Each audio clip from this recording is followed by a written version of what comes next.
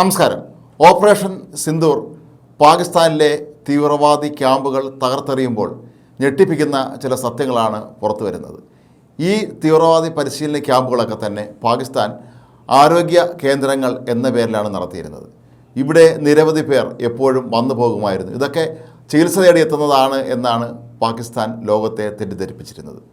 എന്തിനേറെ പറയുന്നു, ലോകത്തെ ഏറ്റവും കൊടും ഭീകരനായി കണക്കാക്കപ്പെടുന്ന ഒസാമ ബിൻ ലാദൻ 2011 ഇവിടെ ഒരു ഗസ്റ്റ് ഹൗസ് നിർമ്മിക്കുന്നതിന് വേണ്ടി, അതായത് തീവ്രവാദികൾക്ക് ഉല്ലസിക്കുന്നതിന് വേണ്ടി ഗസ്റ്റ് ഹൗസ് തുടങ്ങുന്നതിന് വേണ്ടി 10 ലക്ഷം രൂപയാണ് അന്നത്തെ കാലത്ത് നൽകിയത് എന്നാണ് പറയപ്പെടുന്നത്.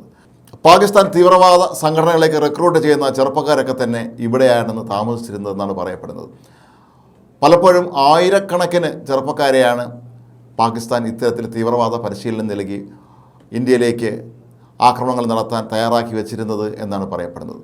ഓപ്പറേഷൻ സിന്ദൂർ ആക്രമണം നടക്കുമ്പോൾ ഇതിൽ ശ്രദ്ധിക്കപ്പെടേണ്ട ചില പരിശീലന കേന്ദ്രങ്ങളുണ്ട്. ഇവയിൽ ഒരു പരിശീലന കേന്ദ്രം നമ്മൾ കൂടുതൽ ശ്രദ്ധിക്കേണ്ടതുണ്ട്.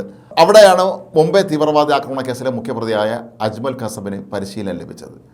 അജ്മൽ കസബ് ഇന്ന് തകർക്കപ്പെട്ട ഒരു പരിശീലന കേന്ദ്രത്തിൽ വളരെ കാലം ആയുധ പരിശീലനവും മറ്റും നടത്തിയിരുന്നതായിട്ടാണ് അന്ന് ഇന്ത്യൻ സൈന്യത്തിന് വിവരം ലഭിച്ചിരുന്നത്. അതുകൊണ്ട് തന്നെ ഇന്ത്യയുടെ നോട്ടപ്പുള്ളിയായി തന്നെ ഇരിക്കുകയായിരുന്നു ഈ ഒരു പരിശീലന കേന്ദ്രവും. ഇന്ത്യ ആക്രമണത്തിനായി തിരഞ്ഞെടുത്ത തീവ്രവാദ പരിശീലന കേന്ദ്രങ്ങളിൽ 4 പാകിസ്ഥാനിലും ബാക്കി 5 പാക് അധിനിവേശ കാശ്മീരിലുമാണ് സ്ഥിതി ചെയ്യുന്നത്.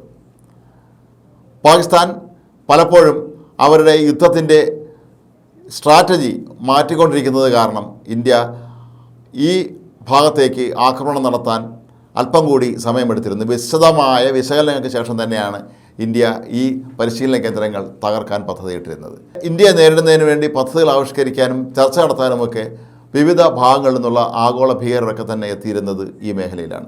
ഹമാസ് തീവ്രവാദികൾ പോലും ഇവിടെ എത്തി തീവ്രവാദികൾക്ക് പരിശീലനം നൽകിയിരുന്നു എന്നാണ് പറയപ്പെടുന്നത്.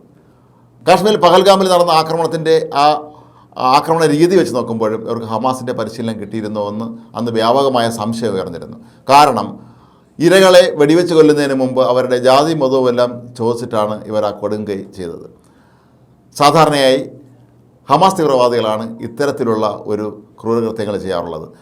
തങ്ങൾ പിടികൂടുന്ന വ്യക്തി ജൂതനാണോ എന്നറിയുന്നതിന് വേണ്ടിയാണ് അയാളുടെ പേര് ചോദിക്കുന്നത്. അതുപോലെ മറ്റു പല കാര്യങ്ങളും അവർ തിരക്കി ഇയാൾ ജൂതൻ തന്നെയാണ് എന്ന് ഉറപ്പുവരുത്തുന്ന രീതിയുണ്ട്. ഹമാസിൻ്റെ ഏറ്റവും പ്രധാനപ്പെട്ട പല നേതാക്കളും പല തവണ പാകിസ്ഥാൻ സന്ദർശിച്ചിട്ടുള്ളതായി പിന്നീട് വിവരം ലഭിച്ചിരുന്നു. മാത്രവുമല്ല, ഹമാസിൻ്റെ ഉന്നത നേതാക്കളിൽ പലരും ക്ലാസ് എടുക്കുന്നതിനായി പാകിസ്ഥാനിൽ ഈ തീവ്രവാദികളുടെ അടുത്തെത്തിയിരുന്നതായും പിന്നീട് ഇന്ത്യക്ക് വിവരം ലഭിച്ചത്. എന്നാൽ ഇതിനെക്കുറിച്ചൊന്നും തന്നെ തെളിവുകൾ ഇന്ത്യയുടെ കൈവശം ഇല്ലായിരുന്നു എന്നുള്ളതാണ് ഒരു പ്രതിസന്ധിയായി മാറിയിരുന്നത്. ഏതായാലും ഇന്ത്യയെ സംബന്ധിച്ച് ഇത് അഭിമാനത്തിൻ്റെ നിമിഷം തന്നെയാണ്. ഇന്ത്യയെ നടുക്കിയ മുംബൈ തീവ്രവാദി ആക്രമണത്തിൻ്റെ മുഖ്യ സൂത്രധാരൻ പരിശീലനം ലഭിച്ച ആ കളരി തന്നെയാണ് ഇന്ത്യ പൂർണ്ണമായും ഇല്ലാതാക്കിയിരിക്കുന്നത്. അതുപോലെ തഹാവൂർ റാണ ഉൾപ്പെടെയുള്ള ഭീകരന്മാർ നിരന്തരമായി ഇന്ത്യ വിരുദ്ധ ചർച്ചകൾ നടത്തുമായിരുന്ന മന്ദിരങ്ങളെല്ലാം തന്നെ ഇതിനോടകം നിലംപൊത്തിയിട്ടുണ്ട്.